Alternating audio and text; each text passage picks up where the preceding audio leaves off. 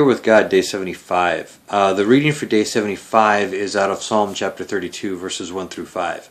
And it starts out, "Happy are those whose transgression is forgiven, whose sin is covered. Happy are those to whom the Lord imputes no iniquity." And he goes on from there, and the emphasis is on the joy of forgiveness. And I think this is one thing that we sometimes overlook when it comes to confession. When it comes to confession, we tend to focus on the difficulty of self-confrontation, the difficulty of admitting our sin. But on the other side of that is this joy that comes from resting in the grace and forgiveness of God. They end off with a quote from Frederick Buechner here. He says, "To confess your sins to God is not to tell God anything God doesn't already know. Until you confess them, however, they are the abyss between you. When you confess them, they become the Golden Gate Bridge."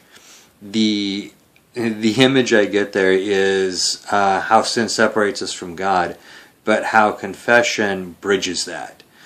Yeah, sin puts that separation between us, but when we confess, when there's forgiveness, then there's the joy restored in our relationship with God. That connection with God comes back all the more, all the stronger. So, those were my thoughts on day 75.